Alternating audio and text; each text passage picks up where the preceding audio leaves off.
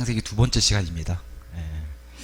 지난 시간에는 창조, 창세기 1장 1절 살펴봤는데 제가 1장 2절로 넘어가려고 하려다가 다들 아시다시피 1장 2절은 어마어마한 그런 내용들을 다뤄야 하기 때문에 제가 1장 1절에 그래도 우리가 하나님에 대해서 좀 더 살펴보고 그러고 넘어가는 게 좋겠다 생각이 들어서 오늘은 하나님에 대한 주제로 말씀을 나눌 텐데 특별한 건 없습니다.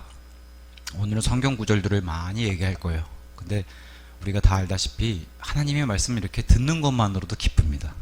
하나님은 어떤 분이신가 하면서 그 성경 구절에 대해서 이렇게 얘기할 때 이걸 들으면서 좋구나 이제 그런 생각을 가지면 좋을 것 같습니다. 태초에 하나님께서 하늘과 땅을 창조하셨느니라. 우리 믿음의 시작이 여기입니다. 우리가 그냥 태어난 존재가 아니라 이 세상에 이 하나님이란 단어 하나만 가지고도 이 세상의 모든 그 종교들이 가지고 있는 이론들을 다 물리친다고 얘기했어요.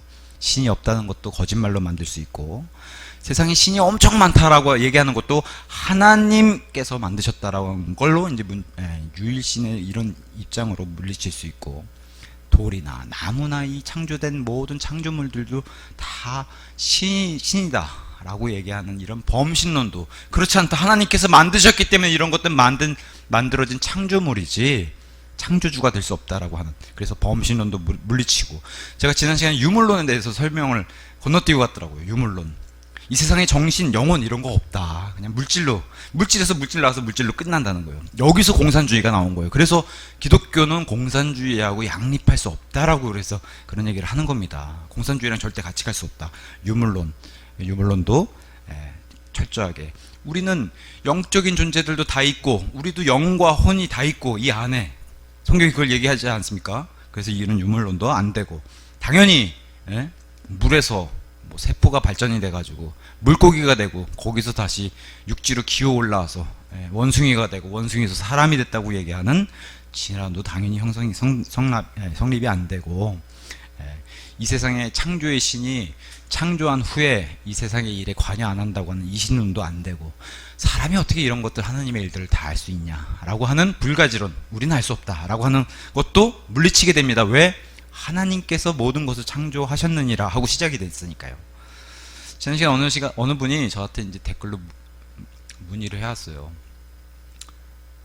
아니 모세에게 하나님이 창조를 보여주시면서 봐라 내가 이렇게 창조했다가 아니라 창조하시니라 이렇게 얘기했다는 거였어요. 제가 원어를 믿는 믿음이라면 우리랑 믿음이 다르기 때문에 얘기하는 것 자체가 좋지 않은 것 같습니다. 계속 이렇게 서로 채빨기만 도니까.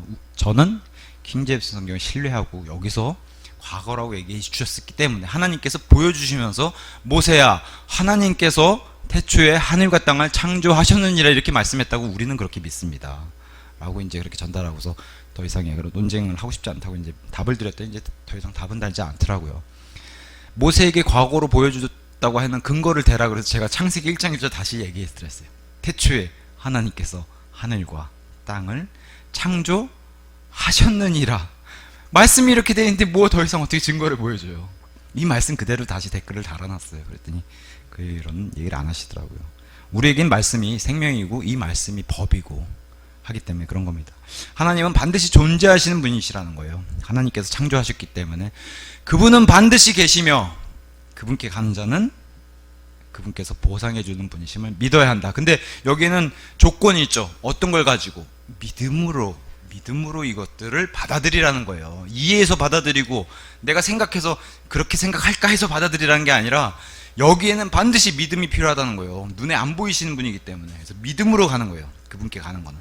믿음이 우리의 통로가 된다라고 얘기를 하는 겁니다. 믿음으로. 근데 이제 고린도전서 2장 14절. 그러나 본성적인 사람.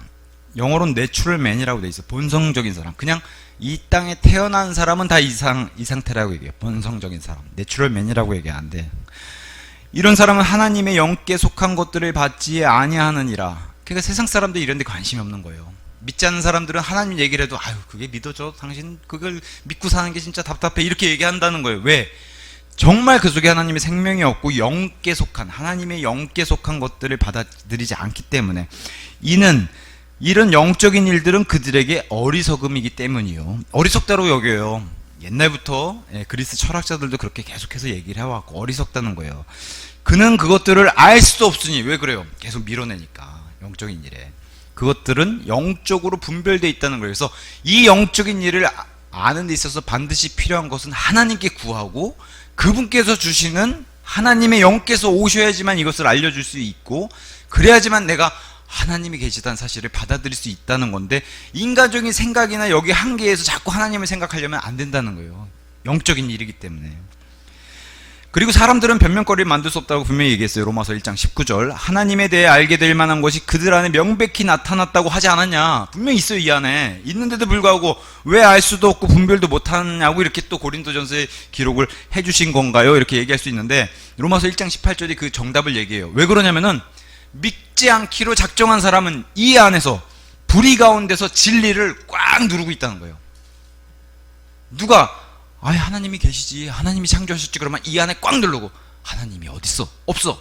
하나님이 뭘 만들어 이거 다 생긴 거지, 그냥 이렇게 꽉 누른다는 거예요. 그걸 성경은 로마서 1장 18절에 불의 가운데서 진리를 붙잡아주고 꽉 누른다는 거예요.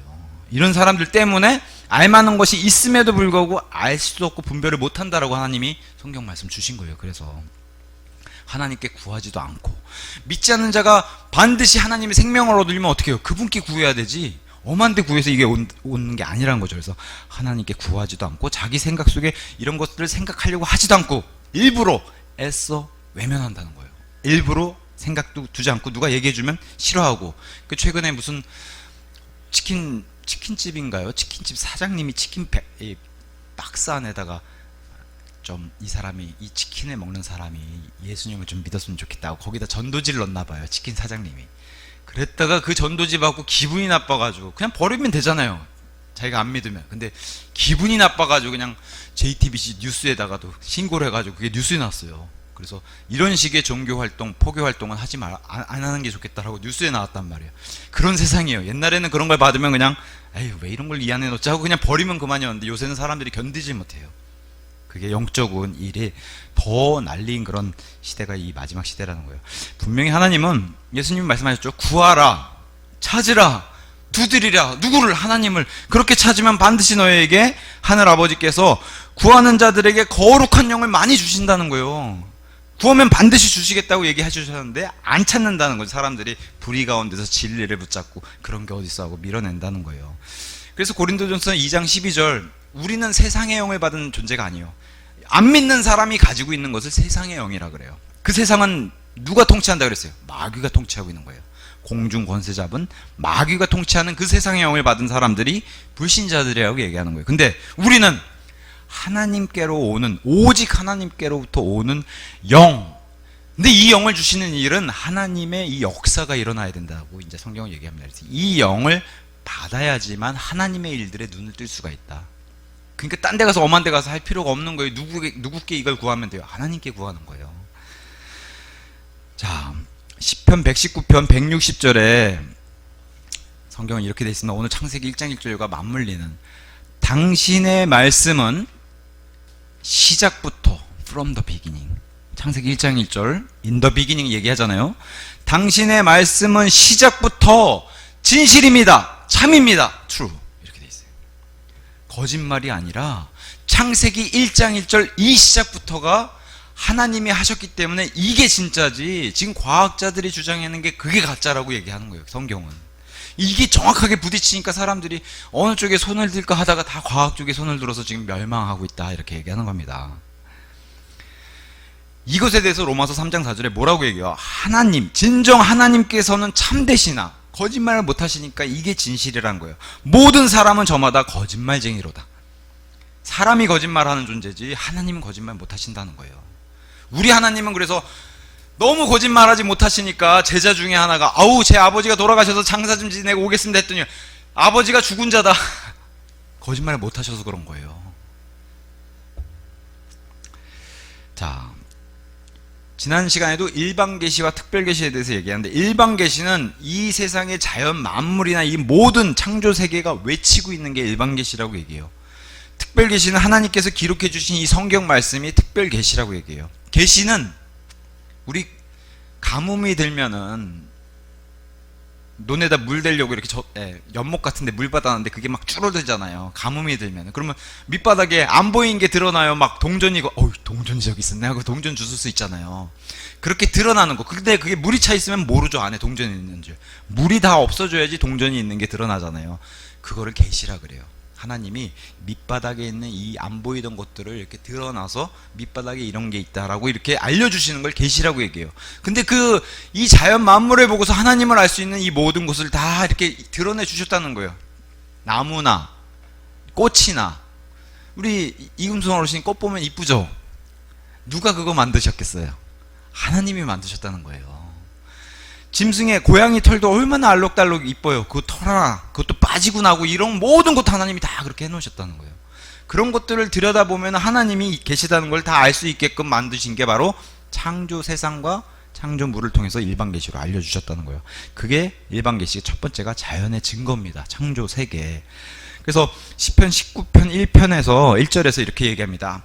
하늘들이 하나님의 영광을 선언하나이다. 이렇게 우리가 하늘을 쳐다보면 파란 하늘 이렇게 보이잖아요. 구름도 있고, 막 구름이 어느 때는 막 어마어마한 구름도 있고, 이렇게 뭉게구름도 있고, 솜털 구름도 있고, 그런 모든 것들이 하나님의 영광을 선언하고 있고, 또 궁창이, 우주가 그분의 손으로 하신 작업을 보여주나이다. 이렇게 시편 19편 1절이 얘기하고 있고, 로마서 1장 20절에 세상의 창조 때부터, 창세기 1장 1절부터 그분께 속한 보이지 않는 것들은 분명히 보였기 때문이니, 하나님이 창조 세상, 창조를 하시고 난 이후에는 사람들이 눈으로 볼 수 있게 창조 세상에 다 보이는 것들이 분명히 안 보이시는 분을 드러냈다는 거예요. 꽃들 같은 데 보면은 꽃이 이렇게 알록달록하고 이쁜데 그걸 자세히 들여다보면 꽃 그 안에도 주름들이 다 있고 그런 게 다 있잖아요. 꽃들, 꽃잎들, 술. 그래서 그런 것들을 보면서 하나님이 안 보이신 분이지만 분명히 이런 것들을 통해서 볼 수 있다는 거죠. 심지어 그분의 영존하는 권능과 신격까지도 만들어진 것들에 의하여 우리가 이해할 수 있다는 거예요. 어떻게 이런 것들이 그냥 생겼다고 할 수 있나? 어떻게 사람의 눈동자를 이렇게 들여다보면 이 카메라보다 훨씬 훌륭하고 이렇게 막 탁탁탁 돌아가잖아요. 눈동자가. 이런 것들이 어떻게 그냥 생겼다고 얘기할 수 있겠냐는 거예요. 이런 걸 들여다보면 볼수록 야, 이거는 엄청난 존재가 만들지 않고서는 이런 게 그냥 생겨났다고 얘기하는 것 자체가 너무 큰 거짓말이라는 거예요. 그래서 그러므로 그들에게 변명거리가 없느니라 이렇게 얘기하는 거예요. 하나님이. 이런 걸 통해서 그냥 생겨났다고 하면 그 사람이 너무 이상한 사람이지 그렇지 않다라고 이제 성경은 얘기하는 거예요. 또 하나의 일반 계시는 이런 창조물뿐만 아니라 내 안에 있는 양심을 통해서도 하나님을 알 수 있다는 거예요. 양심. 사람은 태어나면서도 이 양심을 가지고 태어나니까 아무리 사람이 못됐어도 사람을 때려가지고 아니면 강도짓하고 도둑질하고 살인하고 강간하고 이런 건 나쁜 거라고 안 배웠어도 내 본성적으로 알 수 있게 만들어 놓은 게 양심이라는 거예요. 유대인들은 이런 건 정말 나쁘고 너가 돌로 쳐맞을 이런 사형에 해당하는 벌들이다라고 율법으로 주셨잖아요. 아예 법으로. 이스라엘은 그 법을 가지고 있는데 저와 여러분 같은 이방인들은 그런 법이 없단 말이에요. 율법을 우리에게 주신 적이 없으니까. 이 세상의 모든 이스라엘 민족 빼고 다른 민족들은 그런 법을 주신 게 없어요. 그럼 뭘로 심판할 거냐? 이스라엘은 율법이 있으니까 너 강간했어? 살인했어? 이거 가지고 심판할 수 있는데 우리는 그런 법이 없잖아요. 그럼 뭘로 심판하냐? 우리 양심으로 심판한다는 거예요. 너 2000년 몇 월 몇 시 몇 시에 양심으로 너가 찔리는데도 불구하고 이걸 어기고 너가 이런 짓을 벌였지. 이게 하나님의 심판 방법이에요. 믿지 않는 이방인들에게는 양심이 율법이 돼가지고 양심에서 내가 생각하고 양심이 찔리거나 아니면 양심이 찌른데도 그걸 애써 누르고서 불법을 저질렀다던가 이게 하나님의 다 심판 방법이라고 성경이 얘기하는 겁니다. 그래서 로마서 2장 15절에 그들 마음속에 기록된 율법의 행위를 보여주는 게 있다는 거예요. 이방인들에게 그 양심이라는 그들의 양심도 증거한다는 거예요. 나중에 예수님 앞에 가면 믿지 않는 사람들이 양심이 다 보여준다는 거예요. 예수님이 딱 양심을 통해서 그동안 이루어진 일들을 다 하면은 그들의 생각들이 서로 고소한다는 거예요. 우리가 삶을 살면서도 이 양심이 서로 찌르잖아요. 이거 해도 돼 말아야 돼. 어우 빨간불인데 건너갈까 말까. 그죠? 양심이 다 이 안에서 싸워요. 근데 아유 사람들 없는데 그냥 건너가야지. 이건 양심을 내가 누르고 가는 거예요. 그런 일들까지 하나님이 다 심판하신다는 거예요. 사람의 법도 너가 안 지키는 이런 죄인이었다. 그 양심들이 서로 고소하는데 이 서로 변명하는 동안 그 증거물을 하나님이 가지고 심판하셔야 되겠다. 이게 이제 이방인들을 두고 심판하시는 방법이에요.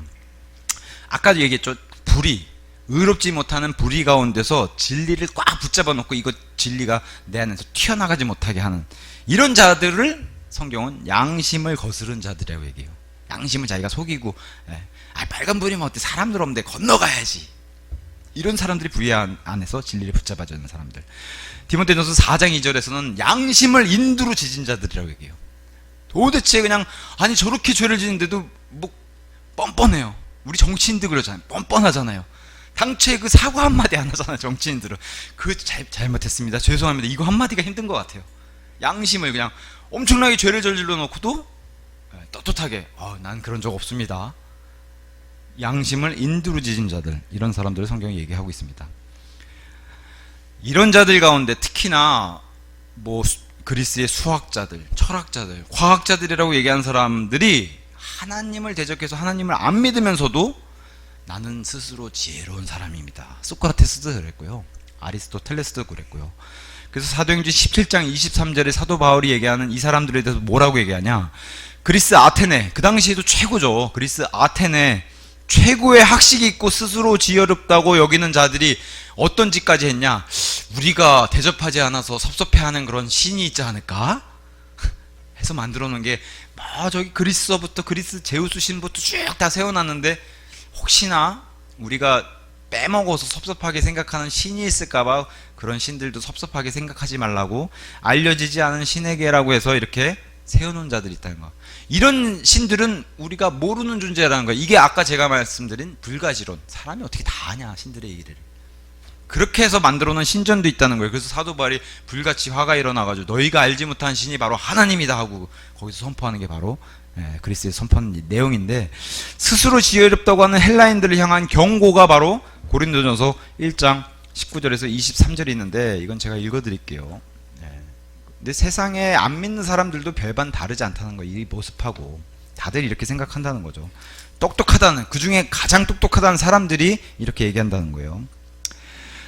내가 지혜로운 자들의 지혜를 멸하겠고, 하나님 입장에서 이렇게 그리스 철학자 같은 사람들, 신중한 자들의 명철을 아무 쓸모없게 하리라 하였기 때문이라. 내가 이 사람들 지혜롭다고 스스로는 얘기하나 이걸 내가 무너뜨리겠다고 하나님이 얘기하시는 거예요. 지혜로운 자가 어디 있느냐, 율법학자가 어디 있느냐, 이 세상의 변론가가 어디 있느냐. 하나님께서 이 세상의 지혜를, 그게 철학이든 과학이든 어리석게 하신 것이 아니냐. 하나님 앞에서는 무용지물이고 하나님 앞에서 이런 거랑 견줄 수가 없는데도 불구하고 자기네들이 스스로 지혜롭다, 똑똑하다고 얘기한다는 겁니다. 이는 하나님의 지혜에 있어서 세상이 지혜로 하나님을 몰랐기 때문에 복음 선포에 어리석음을 믿는 자들을 구원하는 것이 하나님을 기쁘게 해드렸느니라. 철학자나 과학자나 십자가에서 흘리신 예수님의 피를 믿으면 구원받습니다 라고 얘기하면 아니 어떻게 그렇게 허무맹랑한 걸 믿어요 라고 얘기한 사람들이, 이 철학자, 과학자 이런 사람들이 그런 얘기를 한다는 거예요. 어떻게 그런 게 사람을 구원할 수 있냐고 얘기하는데, 하나님 뭐라고 얘기하세요? 십자가에서 예수님께서 흘려주신 피가 구원받는 게 맞다라고 얘기하시는 거예요. 철학이 틀렸다, 과학이 틀렸다 이렇게 얘기하신다는 거예요. 내가 그걸 무너뜨리고 나중에 입증해 보이겠다라고 하나님이 얘기하시는 거란 말이에요. 그러면서 유대인들은 뭘 자꾸 보여달라고 그러고 헬라인들은 우리는 그런 저급한 얘기 말고 고급스러운 얘기 좀 해달라는 거예요. 우주가 어떻게 탄생했고 별들 사이의 거리가 어떻고 이런 고급스러운 지혜를 얘기해달라는 거예요. 그게 지금 헬라인들이 추구했던 건데, 성경은 뭐라고 얘기하냐, 그러나 우리는 십자가에 못 박히신 그리스도를 선포하나니 유대인들은 표적을 보여달라고 했다가 걸려 넘어지게 하는 장애물이 됐고, 헬라인들은, 이 그리스 철학자들은 어리석음, 이 십자가의 선포를 어리석음을 여겼기 때문에 그 사람들은 구원받지 못하는 그런 사람이 됐다는 거예요. 근데 하나님은 뭘 기뻐하세요? 십자가에서 예수님의 피를 흘려주신 거 그걸 믿어라. 너희들이 죄인에서 의인이 될 수 있는 방법은 십자가의 그 복음밖에 없다. 그거 얘기하는 거예요. 그럼에도 하나님이 분명히 아담이란 존재를 자기의 형상대로, 제가 한번 질문 드려볼게요. 이 창세기를 공부하면서 질문하는 것 중에 제일 재밌는 게, 세상 사람들이 답을 못하는, 철학자들도 답을 못해요. 닭이 먼저인가요? 달걀이 먼저인가요? 이거 철학자들이 대답을 못해요. 닭이 먼저일까?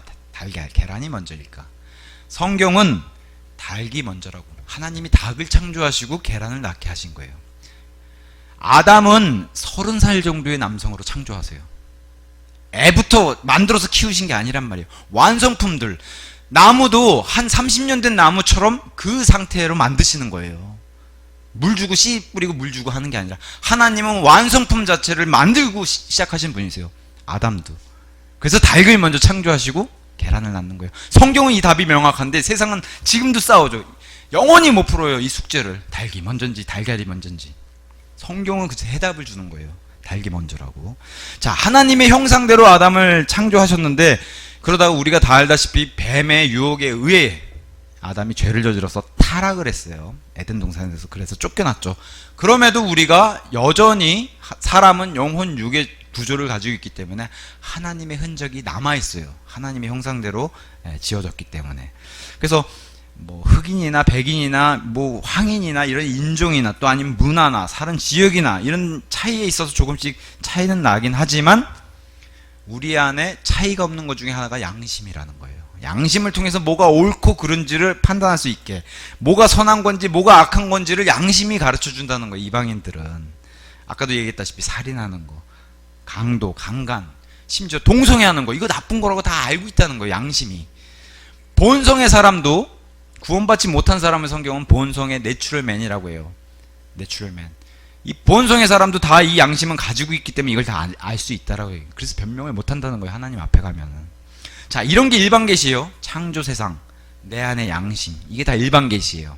이걸 통해서 하나님을 더듬어 찾으라는 거예요. 뭔가 존재가 있을 것 같아, 이렇게 더듬어 찾으라는 거예요. 그렇게 해서 나아오면은 어떤 걸 발견할 수 있냐? 성경 말씀을 주셨다는 거예요. 여기까지 오라는 거예요. 그래서 이 특별 계시 와서 여기서 특별 계시 통해서 믿어야지 구원을 받는 거예요.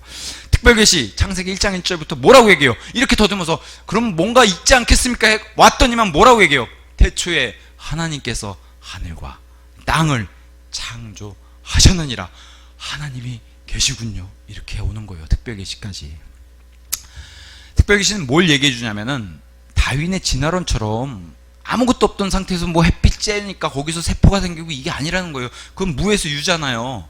생명은 생명이 날 수밖에 없다. 아까도 제가 좀 전에 닭이 생명이잖아요. 생명을 가진 짐승이잖아요. 그 가축에서 계란, 생명이 나오는 거지. 아무것도 없는 데서 생명이 나올 수 없다는 거예요. 근데 창세기 1장 1절은 모든 창조물은 하나님, 생명을 가지신 분이에요. 하나님이. 그 생명에서 생명을 나눠줘야지만 생명을 가질 수 있는 거지 어떻게 무에서 유가 나오냐는 거죠. 그래서 다윗의 진화론도 대단한 믿음이라는 거예요. 과학자가 얘기해 준 대로 믿는 대단한 믿음이라는 거예요. 진화론이 무에서 유를 믿는 거니까. 쉽게 말해서 죽음에서 생명이 나왔다고 믿는 게 진화론이에요. 근데 성경은 뭐라고 얘기해요? 그럴 수 없다. 생명에서 생명이 나오는 것이지 죽음에서 생명이 나오는 건 있을 수 없다. 물론 하나님은 하실 수 있겠지만 성경은 1장 1절부터 생명이 생명을 주셨다라고 얘기하는 겁니다. 그래서 진화론을 갖다가 저렇게 믿는 게 진짜 큰 믿음이다 이렇게 얘기하는 거예요. 시편 36편 9절에 이렇게 얘기합니다. 당신께, 하나님께 생명의 샘, 거기가 원천이거든요. 생명의 샘이 있기 때문입니다. 그 생명의 샘에서 다 생명이 나왔다는 거예요. 그 생명의 샘의 원천이 하나님이시라는 거예요. 또 요한복음 11장 25절에 유명한 구절에 이 얘기를 하시죠. 예수님이 나는 부활이요 생명이라. 이 생명을 가지신 분이 생명을 나눠줄 수 있는 거예요. 또 요한복음 14장 6절에 나는 길이요 진리요 생명이라. 그죠? 내가 생명이 있기 때문에 너희를 생명이 있는 존재로 만들 수 있다라고 얘기를 계속 하시는 거예요. 요한일서 5장 12절 하나님의 아들이 있는 자는, 그걸 소유하고 있는 자는 생명이 있고 하나님의 아들의 생명이 없는 자는 생명이 없느니라. 이렇게 돼 있단 말이에요. 그래서 예수님이 보셨을 때 저 사람은 생명이 없으니까 죽은 자다. 너희는 생명이 있기 때문에 살아있는 자다. 이렇게 얘기하시는 거예요.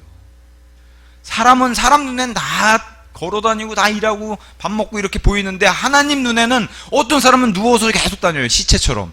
어떤 사람은 진짜 일어나서 그 사람이 일하는 그대로 보이고. 그래서 하나님 눈에는 살아있는 자와 죽은 자를 다 보실 수 있는 능력이 있기 때문에 하나님은.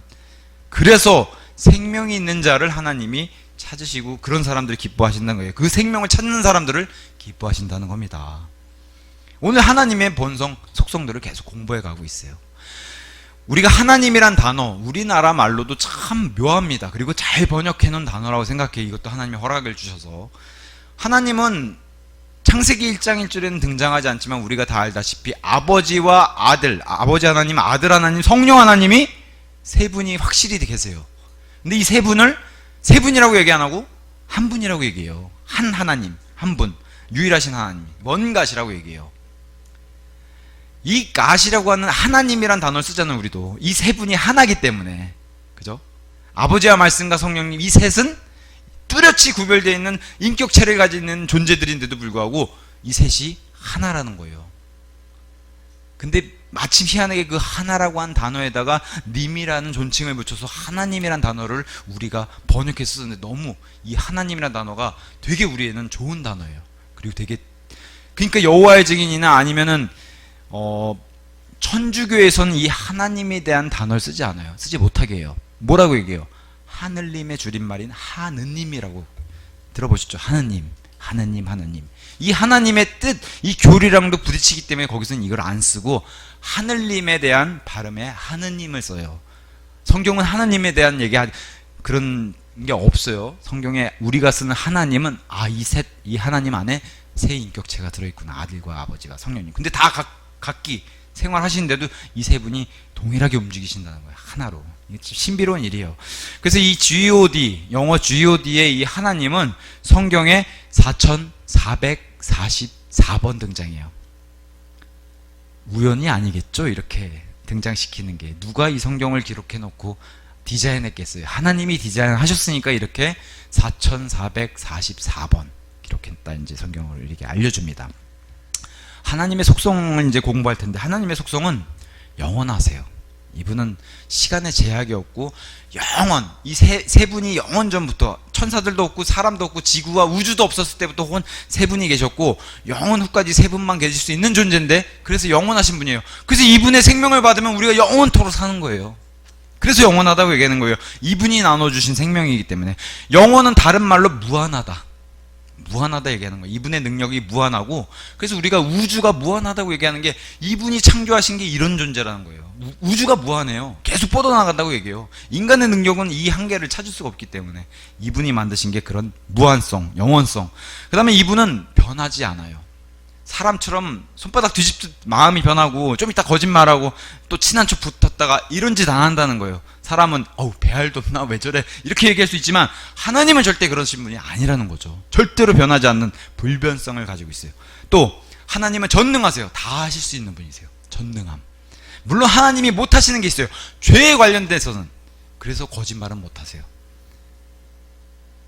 뭐 그런 면에 있었을 땐 전능하지 않을 수가 있겠지만, 죄에 관련되어 있는 건 하나님은 거리가 있고 하나님은 죄랑 상관없는 분이기 때문에 거짓말 같은 거 못하세요. 하지만 하나님의 의에 속한 이런 것들은 다 하실 수 있는 전능함이 있으세요. 그 다음에 어디든 계세요. 어디든. 내가 숨을 수가 없어요. 아담이 죄를 처음에 저지르고, 왜 우리 애들 사고 치면은 집에 엄마 아빠 오면 언제 얘기해야 되나 이렇게 눈 보고 막 그러죠. 성적표라도 잘못 받아오면 이거를 드려야 되는데, 언제 드려야 되나, 기분 좋을 때 드려야 되는데. 그게 아담도 똑같았어요. 죄를 저지르고서 도망다녔단 말이야. 하나님 시선에서 피하려고 저기 나뭇잎 가리고. 근데 그래도 도망갈 수가 없다는 거예요. 하나님 눈앞에서는. 우리는 CCTV가, 범죄자들이 그렇죠. CCTV 없는 데 가서 CCTV 있는지 확인해보고 미리 범죄 하려고. 그러고 그런 데 가서 범죄를 저지른단 말이에요. 근데 하나님은 CCTV랑 비교도 안 될 정도로 어디에나 다 지켜보고 있다는 거예요. 그래서 이분은 두려워해야 된다는 게 지혜로운 거랍니다. 무소부재 어디에나 계시다는 겁니다. 그래서 이분은 광대하신 분이다 이렇게 얘기해요. 광대하신 분이다. 어디나 계시기 때문에 광대하신 분이다. 그리고 모든 것을 다 하시는 분. 심지어 사람의 마음도. 마귀도 사람의 마음은 몰라요. 마귀도. 근데 사람의 마음을 살피실 수 있는 분은 하나님이세요. 그래서 전지하다 그래요. 그래서 전지전능 같이 붙여 쓰죠. 모든 걸 다 하시고 모든 걸 하실 수 있는 분. 전지전능하다. 이제 뭐 더 세세하게 들어가 볼게요. 하나님은 영원하시다, 무한하시다. 시편 90편 2절 이렇게 돼 있습니다. 산들이 생성되기 전이나 실로 당신께서 땅과 세상을 형성하시기 전, 세 분만 계시잖아요. 땅과 세상, 이 우주를 만들기 전, 곧 영원부터 영원까지, from everlasting to everlasting, 영원부터 영원까지 당신께서는 하나님이십니다. 우리를 만들지 않으셨어도 이분들만 계셨을 때도 영원부터 영원까지 이분들은 존재하는 그런 분이라는 거예요.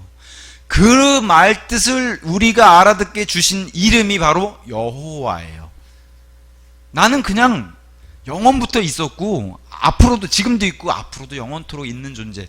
그 이름의 뜻이 이렇게 되고 그 이름이 여호와라고 우리에게 알려줬어요. 여호와.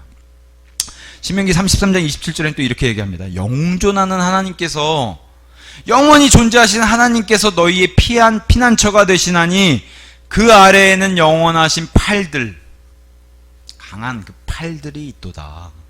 여기가 진짜 안전한 곳이라는 거예요. 우리가 뭐 건물을 그냥 튼튼하게 지고 해서 안전한 게 아니라 하나님을 믿고 그분 아래 거하는 게 진짜 안전하다.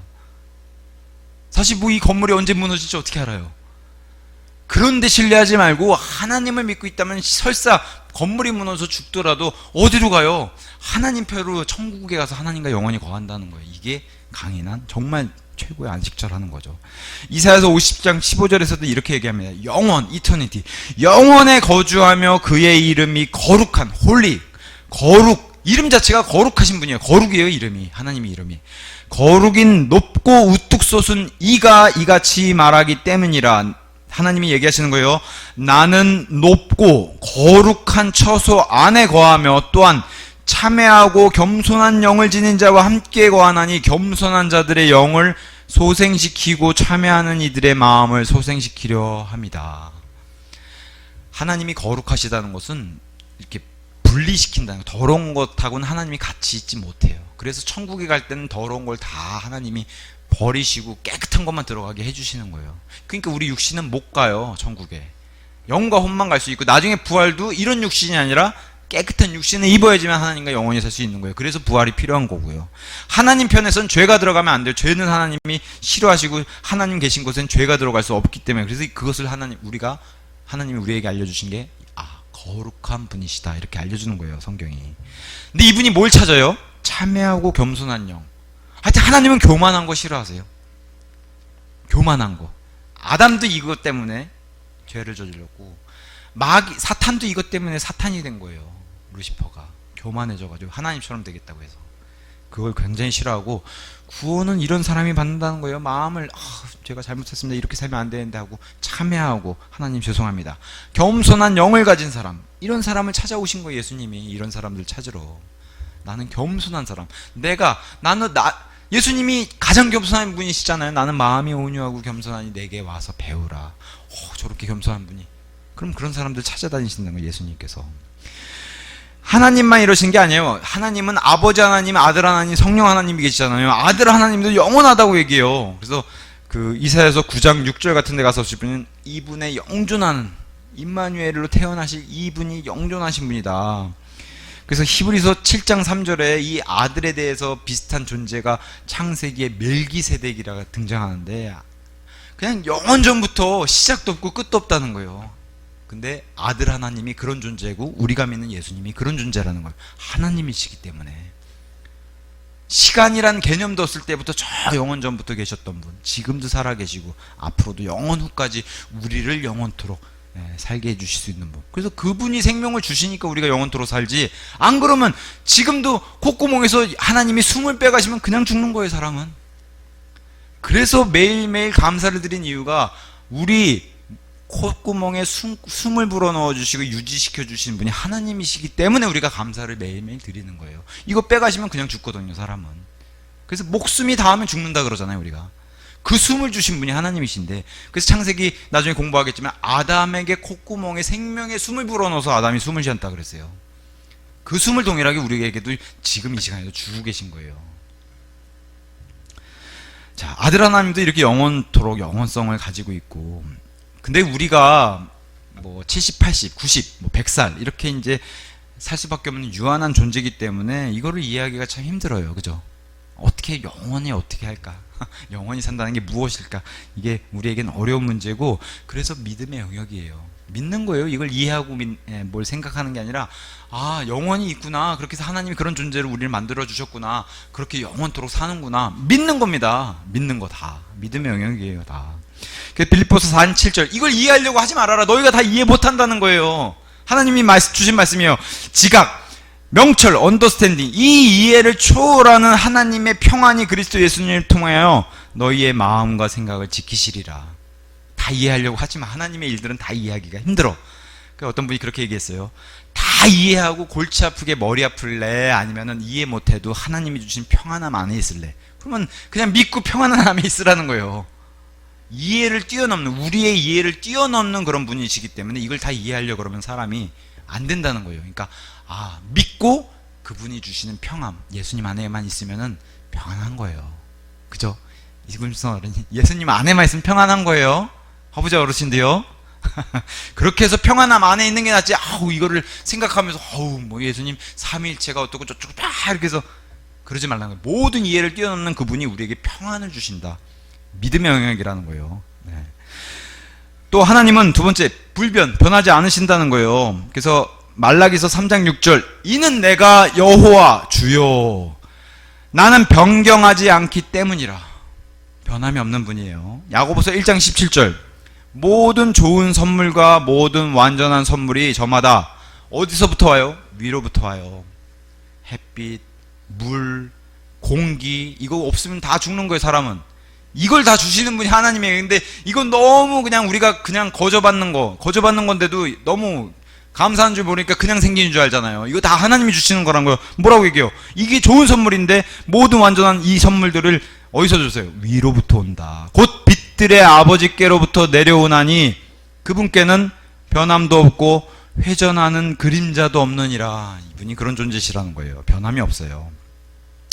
하나님이시기 때문에 거짓말하지도 않고 후회하실 일도 없다는 거예요. 다 아시고 하시기 때문에. 그 후회할 일은 뭐하러 왔어요? 다 아시는데. 아이고 괜히 했네. 다만 슬퍼하신다 그랬어요. 자기가 세운 사람들이 자기 속을 썩이니까 자녀들이 속을 썩인 거에 있어서는 똑같아요. 우리 부모들의 입장을 슬퍼하신다 그랬어요. 하지만 후회는 안 하세요.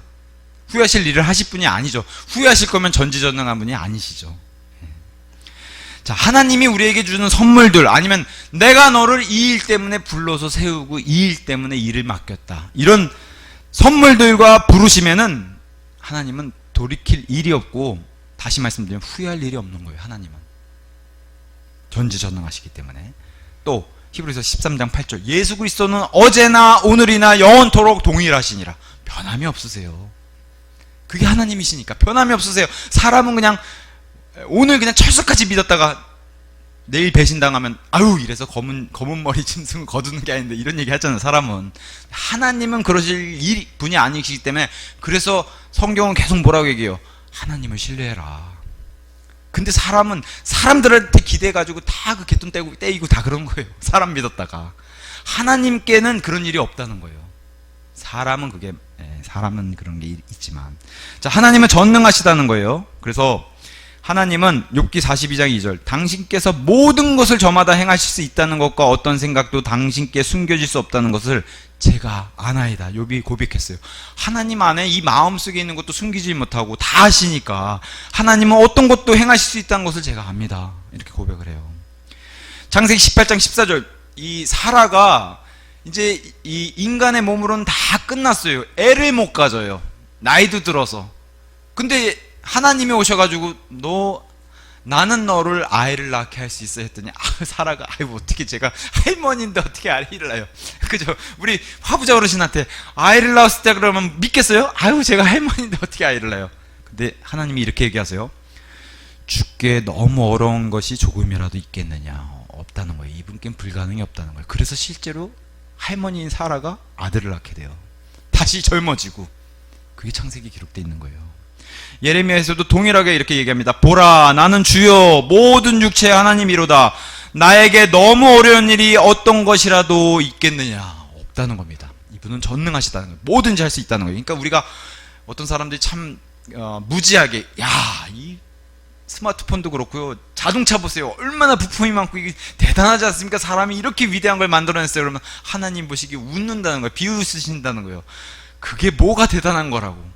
사람을 만들었는데, 나는 사람 안에 세포와 이거 돌아다니고 이 피 돌아다니고, 이게 훨씬, 이 안에 얼마나 많은 바이러스가 있고 면역들이 막 싸우고, 지금 이 시간에도, 그죠? 감기 바이러스 싸우고, 이게 훨씬 위대하죠. 차 부품 뭐 몇 개, 비행기 부품 쭉 늘어놓고 대단하지 않습니까? 하는 게 하나님 편에서는 아무것도 아니란 거죠. 이분은 모든 걸 하실 수 있는 분입니다. 아까도 얘기했듯이 하실 수 없는 게 있다고 말씀드렸어요. 거짓말. 그리고 하겠다는 약속의 말은 취소하실 수 없다는 겁니다. 이런 건 못해요. 그러니까 우리를 구원시켜 주셨다.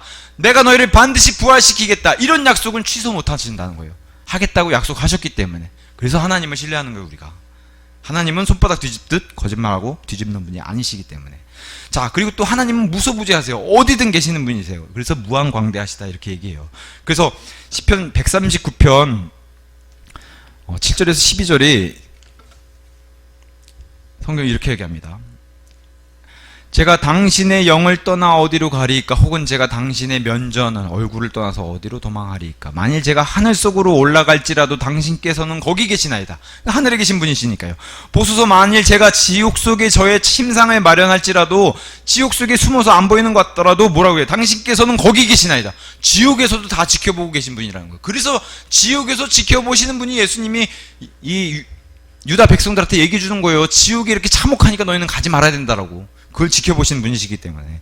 만일 제가 아침에 날개들을 취하여 바다의 맨 끝 부분들 속에 거할지라도 심지어 거기에서도 당신의 손이 저를 이끌으시리니 당신의 오른손이 저를 붙드시리이다. 만일 제가 말하기를 어둠이 반드시 나를 덮으려 어두우면 못 찾으시겠죠? 이렇게 얘기해도 밤조차도 저의 주변에서 빛이 들이다. 하나님은 다 보신다는 거예요. 환한 빛이 보이는 것처럼. 진정 어둠이 당신으로부터 숨지 못하나니 오히려 밤이 낮같이 빛나나이다. 어둠과 빛이 당신에게는 모두 동일하나이다. 우리가 깜깜한데 범죄를 언제 저질러요? 범죄가 보통 밤에 이루어지잖아요. 그게 범죄 저지른 사람들의 심리예요. 어두우면 사람들이 모르고 밤이 되면 사람들이 마음도 깜깜해지기 때문에 더 범죄가 많이 일어나는데, 그런데 못 찾겠죠 해도 하나님은 어둠이 빛과 동일하시다는 거예요. 하나님이 시선에서는 다 찾아낸다는 거예요. 그래서 아무도 변명을 못해요. 하나님 앞에 심판받으러 가면은 아무도 변명 못하고 다 제가 했습니다. 제가 했습니다. 이렇게 굴복, 무릎을 꿇고 시인할 수밖에 없다라고 성경이 얘기하는 겁니다. 자, 요한복음 10장 28절 29절에 가서 보니까 하나님은 모든 것보다 크신 분이시다 이렇게 얘기해요. 그럼 우주보다 크신 분이 맞겠죠? 이렇게 얘기하신 분이 10장 28절 29절에 이렇게 합니다. 그리고 나는 그들에게 영생을 주노라. 그런즉 그들은 결코 멸망하지 아니할 것이요. 이것도 약속했으니까 절대 취소할 수 없는 겁니다. 아무도 나의 손에서 그들을 빼앗아내지 못할 것이라. 그들은 나에게 주신 나의 아버지께서는 모든 것보다 더 위대하시니라. 더 크다는 거예요. 그럼 우주보다 더 크셔야 되는 분이라는 거예요. 그래서 무소부재 어디다가 계시는 분 이렇게 얘기하는 겁니다. 아무도 나의 아버지 손에서 그들을 빼앗아내지 못하리라. 마귀도 못 뺏고 아무도 못 뺏는다는 거예요. 그래서 구원이 안전한 거예요. 이분 안에 있기 때문에. 자, 요한복음 3장 14절에 가서 보시면 하늘에도 계신데 땅에도 계시다고 이렇게 얘기해요. 예수님 보고. 아니 분명히 니고데모랑 대화하면서 니고데모 앞에 계신데 하늘에도 계시다고 얘기해요. 이게 바로 무소부재입니다. 우리 안에도 있고 실제로 저 셋째 안에도 계시고 어디든 계세요. 제 하나만 계신 게 아니라 여기 계신 분들이 예수 그리스도의 생명을 가지고 있으면 여기 각 사람 안에도 다 계시다는 거예요. 이게 무소부재예요. 어디나 계실 수 있는 분. 예. 그리고 하나님께로 스스로도 올라가실 수 있는 능력까지, 이 전능함. 승천할 때 혼자 올라가실 수 있는 분이시라는 거예요. 그래서 이와 비슷한 사례로 에베소서 2장 6절 너희가 지금 구원받았다면 너희를 하늘의 처소에 앉히신 분이 예수님이다. 근데 저와 여러분 지금 어디 있어요? 진주 영광침례교회 2층 예배당에 앉아있죠. 근데 어떻게 돼? 예수님 보시기에 너희가 실제로는 저 셋째 하늘 왕좌에 하는 예수님께서 앉히셨다. 그래서 우리의 영과 혼은 거기에 앉혀있는 존재예요. 천국 시민권을 가지고 있다는 거예요. 근데 실제로는 어디 있어요? 여기 있잖아요. 이런 비슷한 사례로 얘기해 주신 거예요. 예수님은 어디든 계실 수 있다는 무소부재. 그 다음에 하나님은 다 하시는 거예요. 그래서 시편 147편 4절 5절 그분께서 별들의 수를 세시는도다. 우주의 별이 얼마나 많아요. 그걸 다 세시는 분. 이와 비슷하게 우리의 머리카락을 다 세세요. 이거 셀 수 있겠어요? 하나님이 세신다는 거예요. 그분께서 별들을 모두 그것들의 이름들로 부르시는도다. 우리는 그 이름을 다 그냥 붙여서 다 할 수도 없어요, 사람은. 근데 하나님이 다 그 이름을 붙이시고 다 부르고 계시다는 거예요. 본인이 만드셨기 때문에.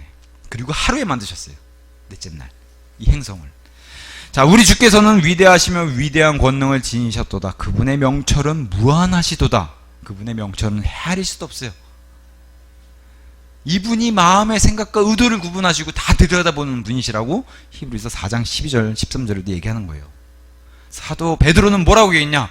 아니 이분은 미리 하시는 분이다. 내가 좀 있다가 자신을 배신할 거를 아시더라. 나중에 그거를 생각하면 얼마나 기가 막히겠어요. 베드로가 아니 좀 있다가 내가 3번 부인한다고, 예수님을 3번 부인한다고 얘기했던 그 사건이 바로 터져가지고 새벽닭이 울 때 예수님이 그거를 말씀해 주신 것을 깨닫고 그냥 비통하게 울었어요. 베드로가 나중에 부활하시고 나서 예수님 다시 만나서 예수님이 3번 나를 사랑하냐 했을 때 얼마나 찔렸겠어요, 베드로가. 그래서 묘하게도 베드로가 베드로전서 1장 2절에 이런 얘기를 기록해 놓습니다. 베드로전서 1장 2절에 베드로가 얘기하면 이게 확 와닿아요. 1장 2절. 하나님 아버지의 미리 하심에 따라, 하나님은 미리 하시는 분이셔. 내가 3번 배신할 것도 미리 하셨어. 그래서 베드로전서 1장 2절에 미리 하심에 이 증언을 베드로만큼 할 수 있는 사람이 누가 있겠어요. 사도행전 2장에 가서 베드로가 설교할 때도 이 내용을 얘기를 하는데, 이때도 미리 하심에 대한 내용을 사도행전 2장 23절에 이렇게 얘기해요. 하나님의 확정적인 계획과 미리 하심에 의하여 넘겨지신 그분을 너희가 붙잡았고 사악한 손으로 십자가에 못 박아 살해하였도다. 하나님은 미리 하시기 때문에 이런 일 다 하시고도 하신 거야, 이렇게 얘기해요, 설교 시간에. 이 얘기를 베드로만큼 이해하고 베드로만큼 잘 설명할 사람이 누가 있겠어요. 미리 하심에 대해 하나님은 전지하시고 다 하시기 때문에 다 내다보세요. 제가 간혹 이 지난주에도 조금만 이렇게 접촉사고가 났어요. 그래가지고 조금 뭐가 부서졌는데, 딱 부서지자마자 그 생각이 딱 들더라, 마음속으로. 아이고, 아버지는 다 아셨죠? 딱 그 생각이 들더라고요. 딱 그 순간에. 제가 이렇게 사고 날 줄 아실 텐데, 하나님은. 그런 생각이 딱 들더라고요. 하나님은 다 아시는 분이세요. 그래서 제가 더 조심히 운전하겠습니다, 이제 그렇게 기도를 드렸죠. 자, 하나님은 사람을 만드신 분이기 때문에 우리도 다 인격이 있잖아요. 그래서 인품을 다 우리도 판단을 하고, 사람 참 좋다 이렇게 판단하잖아요. 하나님만큼 좋으신 분이 없어요. 그래서 하나님은 인격적인 존재, 하나님은 아까도 얘기했다시피 거룩하신 분, 그래서 더러운 거랑은 같이 못 지내신 분이에요. 그래서 천국에는 깨끗한 것만 있어요. 금도 아주 이런 티 없이, 길이 금이에요. 길이 황금길이에요. 티 없는 길이. 그게 천국이라고 얘기합니다. 거룩한 분이세요. 그래서 출애굽기 15장 11절 오 주여 신들 가운데 당신과 같은 이가 누구니까? 누가 당신과 같이 거룩함 가운데 영광스럽고 찬송들 가운데 두려우며 이적들을 행하니까? 하나님밖에 없다는 겁니다. 이런 존재는. 마귀들이 이걸 따라해봤는데 안 된다는 거예요. 이사야서 6장 3절에 가서 보니까 하나님 존재에서 땅으로 내려와서 이사야 앞에 스랍들이란 존재, 이상하게 생긴 날개 달린 존재가 와가지고 거룩하다 거룩하다 거룩하다 하나님을 그렇게 찬양하는 모습을 보여요. 이분은 그러신 분이다. 계시록 4장 8절에 사도 요한이 올라가서 천국에 가서 보니까 천국에도 또 하나님이 앉아 계신 그 왕좌 옆에 이상하게 생긴 그룹들이 날개를 이렇게 뻗고 거룩하도다 거룩하도다 거룩하도다. 우리가 창세기 찬송가 1장 1절 부르잖아요. 거룩 거룩 거룩. 그렇게 찬양한다는 거예요, 이 존재들이. 이런 분이시라고 이제 얘기하는 겁니다. 하나님은 의로운 분이세요. 보통 우리가 정의롭다, 공의롭다, 그죠? 의로운 분이세요. 시편 116편 5절 주께서는 은혜로우시고 의로우시다. 진정 우리 하나님께서는 자비로우시다. 이런 분이시라는 거예요, 하나님이. 시편 145편 17절 주께서는 자신의 모든 길에서 의로우시고 자신의 모든 역사들 안에서 거룩하시도다. 이런 분이시라는 거예요, 우리가 믿는 하나님이. 그러니까 그 의를 주시는 거예요. 의로우신 분이기 때문에 옳은 거를 주시는 거예요. 옳을 의. 하나님의 그 의를 주셔야 우리가 그 의를 받아야 내가 구원받았구나 그러는 거예요. 우린 더러운 상태고 우린 항상 불의한 존재인데 하나님의 의를 받아야지 구원을 받는 거다 얘기하는 거예요. 그래서 하나님이 이렇게 전가 의를 주시는 걸 기뻐하세요. 죄를 내게 다오. 죄는 내가 가져갈 테니까 나는 의를 줄게. 그래서 더러운 것들은 예수님께 입금하고 예수님은 깨끗한 이 의를 입금해 주시는 거예요. 그게 전가된 의라고 얘기했어요. 로마서 4장 3절에 이렇게 얘기합니다. 그러므로 성경 기록은 무엇이라 말하느냐? 아브라함이 하나님을 믿었더니 그것이 그에게 의로 여겨졌느니라. 이래서 구원받는 거예요. 하나님은 믿음을 통해서 너가 나를 믿는구나. 이래서 의를 주시는 거예요. 옳거니 잘했다 이러면서. 그래서 신약에 넘어오면서 이제는 그 의가 그리스도의 믿음을 통하여 난 의를 받아야 된다. 이제는 아브라함이 믿었던 하나님은 하나님이었어요. 근데 그 하나님이 사람의 몸을 입고 내려오신 예수님으로 더 구체적으로 알려주셨기 때문에 우리는 예수님을 통해서 의를 받는 거예요. 지금도 하나님, 예수님을 팽개치고 하나님을 찾으면 안 된다는 거예요. 그 하나님이 예수님이기 때문에 예수님을 믿어야 된다고 얘기하는 거예요. 그게 예수님이 이스라엘 땅에 와서도 그러잖아요. 내가 주다 너희의, 내가 너희 구약에 아브라함 믿었던 그 주 하나님이 나다라고 얘기하는 거예요. 예수님이. 그분을 믿어야 된다고. 하나님은 자비로우세요. 사람을 불쌍히 여기시고 벌 주는 걸 원치 않으세요. 그래서 이 자비롭다의 뜻은 마땅히 심판받을 수밖에 없는 존재들을 불쌍히 여기시는 거예요. 여기엔 이제 지옥 형벌이 들어가는 거예요. 그래서 불쌍히 여기셔가지고 나를 믿는 자는 이 지옥의 형벌에서 면제를 시켜주는, 이게 바로 구원이다라고 얘기하는 거예요. 그 의를 받아야 된다는 거예요. 그래서 시편 51편 1절에 다윗이 시편 기록한 건데, 그가 바세바라는 남의 남자의 여인, 이 여자에게 들어간 후에 예언자 나단이 그에게 와서 막 책망을 해요. 하나님 말씀을 드리고, 오 하나님이여, 당신의 인내함에 따라 저에게 자비를 베푸소서. 당신의 온화한 자비들의 허다함에 따라 저의 불법들을 지워버리소서. 이 예언자가 와가지고, 다윗 왕이시여, 당신이 잘못한 겁니다. 이게 뭐한 짓입니까? 이게 하나님 앞에서 두렵지도 않습니까? 라고 얘기했을 때 다윗이 그 얘기를 듣고 깜짝 놀라가지고, 내가 간통을 저질렀구나. 하나님 앞에 용서를 구하면서 16절 17절에 다윗이 이렇게 고백합니다. 하나님께, 이는 당신께서 희생제물, 제가 뭐 짐승 바치고 이런 걸로 만약에 용서받는다고 하면은 안 바쳤겠습니까? 어마어마하게 바칠 수천 마리 바칠 텐데, 그렇지 아니하였더라면 제가 그것을 드렸을 텐데, 당신께서는 이런 번제물, 이런 짐승들 태우는 거 크게 즐거워하지 아니하시나이다. 하나님의 희생제물들은 상한 영, 상한 마음, 하나님 앞에서 낮아지는 겸손, 죄송합니다, 회개하는 마음, 이게 중요하다는 거예요. 오 하나님이여, 당신께서는 상하고 참회하는 마음을 멸시하지 아니하시리다. 제가 정말 큰 죄를 저질렀습니다. 이게 중요하지, 짐승 바치는 거 이걸 하나님 기뻐하시는 게 아니라는 거예요. 하나님 뭐가 하셔서 그 짐승 바치는 걸 받으시겠어요? 마음을 중요시 생각하는 거예요. 그러니까 그 마음을 가지고 짐승을 바치라고 이렇게 법을 마련해 놓은 것이지, 하나님이 짐승이 뭐가, 이 짐승들이 다 하나님 건데 뭐가 아쉬워서요. 그죠? 그래서 하나님은 이런 너희들도 남들에게 이런 불쌍히 여기고 도와주는 마음, 이런 걸 품어야지, 이런 희생제물, 이거 했다고 내가 하나님께 할 의무를 다했다라고 뻐기고 나오는 거, 이런 거 좋아하지 않으신다는 거예요. 오늘도 예배 드려줄게요, 이런 거 원하시지 않는 거예요. 주여, 제가 지난주도 정말 죄를 저지르고 정말 어쩜 저는 이렇게 살 수가 있죠 하고 이런 마음을 가지고 나오시는 걸 좋아하시는 거예요. 이해하시겠죠? 예배에 나오는 마음 자체도. 자, 그럼에도 불구하고 하나님이 영원히 참지는 않으신다는 거예요. 그래서 지옥이 있어야 되고 이 형벌의 장소가 있어야 된다는 거예요. 그래서 요한복음 3장 36절, 하나님의 생명을 받아들이지 않는 자는 머리에 하나님의 진노가 있어요. 진노는 하나님이 반드시 심판하겠다는 그런 증표 같은 거라는 거예요. 반드시 심판하고, 더군다나 하나님의 심판은 영원하다는 거예요. 이것도 무서워요. 하나님이 영원한 성성을 가지고 있기 때문에 지옥도 영원해요. 벌도 영원히 주는 거예요. 누가 보통 우리 학교 다닐 때, 제가 학교 다닐 때 선생님이 몇 대 맞으세요 그러면 다 머리 굴렸다가 옆에서 맞는 거 보고 저 3대 맞겠습니다 하면 엄청 세게 3대 맞고 끝나잖아요. 그렇게 해서 맞고 끝나면 얼마나 좋아요. 영원 무국토록 쉬지 않고 그렇게 계속 맞는다고 생각해 보세요. 얼마나 괴롭겠어요. 근데 그런 벌을 하나님이 속성이 영원성이 있기 때문에 계속 주신다는 거예요. 끝나지도 않아요. 그래서 지옥에는 절대 가면 안 된다는 예수님이 계속 얘기하시는 거예요. 절대 가면 안 된다.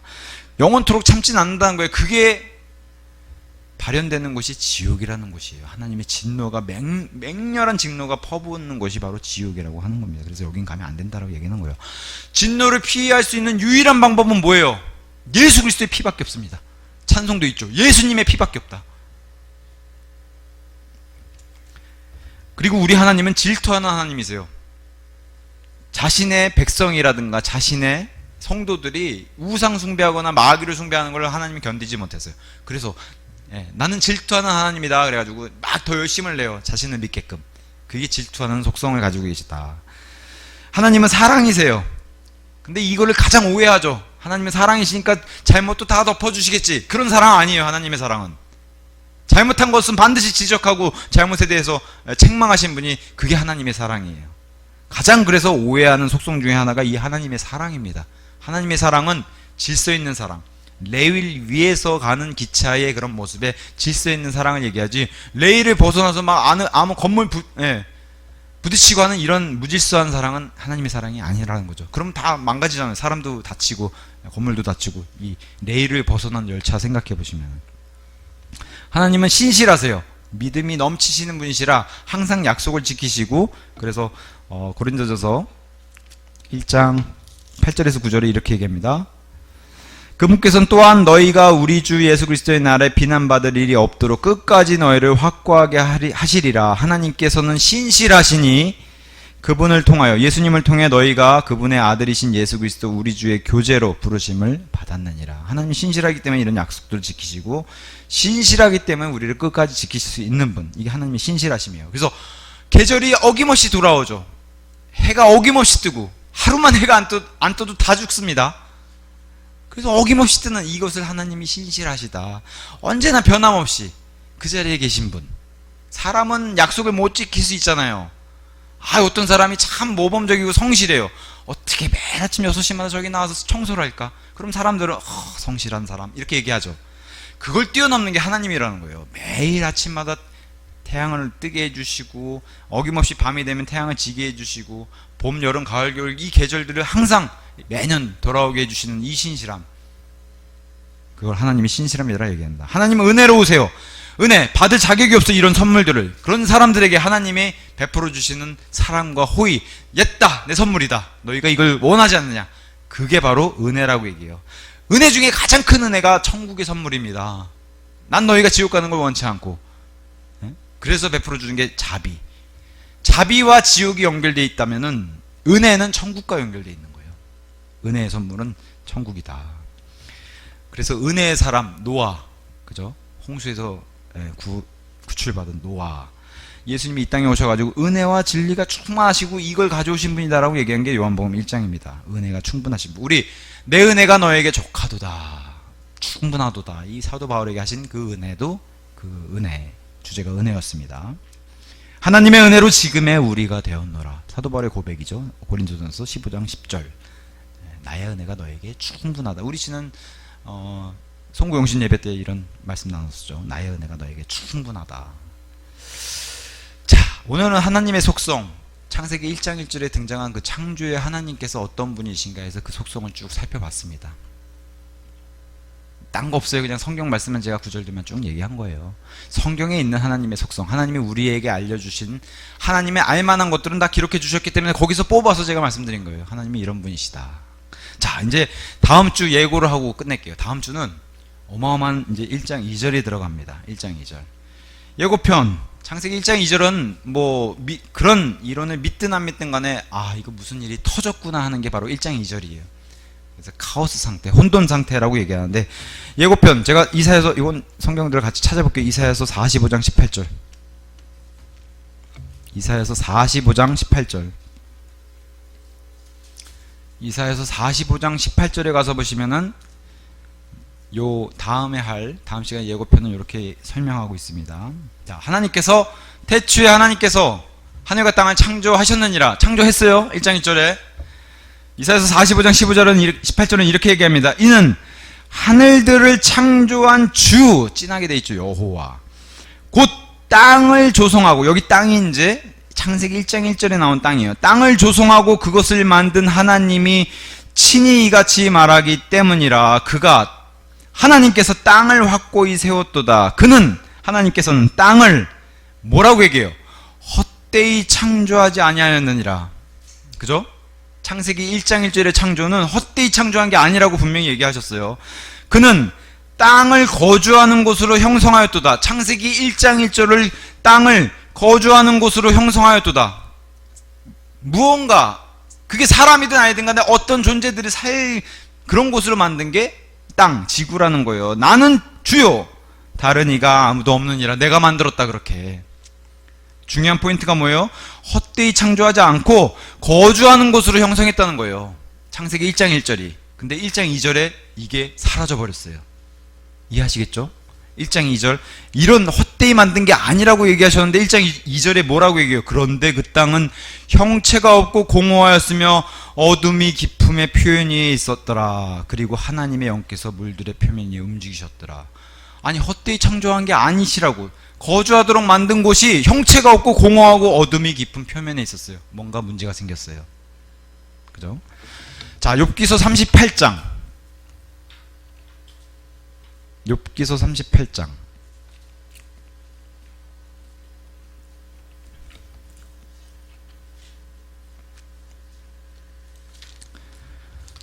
4절에서 7절. 욥기서 38장 4절에서 7절. 자, 하나님께서 욥에게 질문을 던지시는 거예요. 욥에게 하나님께서 직접 질문을 이렇게 하십니다. 내가 땅의 기초들을 놓을 때, 1장 1절이요. 창세기 1장 1절. 하늘과 땅을 창조하셨느니라. 그때 너는 어디 있었느냐? 욥은 창조되기도 전이었고 아담도 만들기 전이란 말이에요. 너는 어디 있었느냐? 만일 너에게 명철이 있다면 분명히 밝히라. 6절. 어디 위에 그것의 기초들을 고정시켰느냐? 아니면 누가 그것의 모퉁이 돌을 놓았느냐? 나 주 하나님이 이 모든 것을 창조했다. 창세기 1장 1절. 근데 1장 1절 창조할 때 땅 얘기 지금 하시죠. 하늘 얘기하는 게 아니라 땅 얘기하신단 말이에요. 지구. 언제 새벽별들이 함께 땅을 창조할 때 노래했고 하나님의 아들, 이게 다 천사들 얘기예요. 모두 즐거움으로 환호하였느냐? 그러면은 땅을 창조하기 이전에 천사들이 있어야 돼요. 그래서 창세기 1장 1절을 이렇게 나눕니다. 태초에 하나님께서 하늘 먼저 만드셨죠. 그죠? 이때 뭘 만드셨어요? 천사들. 그죠? 하늘을 창조할 때 하나님만 계셨었는데 천사들을 창조하시고 루시퍼라는 그 통치자도 만드시고 하늘의 무수한 천사들 만드시고 그 다음에 이 천사들과 함께 뭘 보여주세요? 땅을 창조하실 때 천사들이 찬양하는 것을 보여주는 거예요. 그게 욥기서 38장. 이해하시겠어요? 천사와 하늘과 천사의 영적 존재들을 만드시고 그 다음에 땅을 창조하실 때 그 완벽한 창조를 보면서 천사들이 노래했어요. 환호성을 질렀어요. 근데 2절에 뭐가 잘못됐어요. 뭐가 잘못됐는지는 이 루시퍼의 타락의 사탄의 그 내용이 거기에 이제 포함이 되어 있는 거예요. 자, 제가 좀 전에 1장 2절 읽었죠. 땅은 형체가 없고 공허하였으며 어둠이 깊음의 표면 위에 있었더라. 분명히 뭐가 안 좋아요. 내용이 안 좋아요. 근데 이 내용은 어떤 사람들은 아유 이거는 하나님이 이제 질서를 만드시려고 무질서를 보여주시는 겁니다. 이렇게 얘기하는데 하나님의 창조는 아까 제가 말씀드렸다시피 닭을 완성품으로 만드신 분이 완벽한 창조를 하시는 분이시지 이런 식으로 무질서를 만들어 놓고 질서로 만들어 놓은 게 아니라는 거죠. 오히려 이런 무질서에서 질서로 간다고 하는 엔트로피를 거스르면요 진화론이 돼요. 오히려 진화론이 그거예요. 사람이 점점 진화해가지고 신이 된다는 게 진화론이에요. 성경은 뭐라고 그래요? 세상의 시스템은 그런 시스템을 가지 않죠. 먼지가 쌓이는 안 좋은 걸로 간다는 거예요. 근데 그걸 역행한다고 얘기하는데 아니라는 거죠. 그래서 예레미야 4장 가서 볼게요. 예레미야 4장. 마지막 예고편 9절입니다. 예레미야 4장.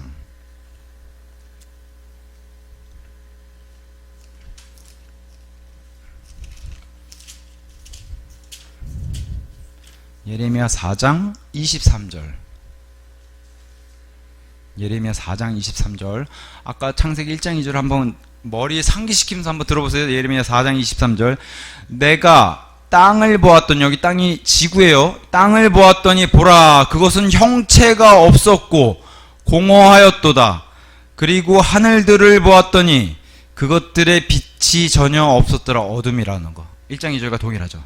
이건 심판받은 후의 얘기란 말이에요. 예레미야. 바빌론 심판. 하나님이 심판하시면 이런 모습이라고 성경이 알려줘요. 창세기 1장 2절에 뭔가 일이 터진 거예요. 형체가 없고 공허하고 빛이 없고 어둠 가운데 있고 그 얘기를 하시는 거예요. 지금 1장 2절에. 그 얘기부터 다음 시간에 이제 본격적으로 해보도록 하겠습니다. 오늘 창세기 두 번째 시간 여기서 마치도록 하겠습니다.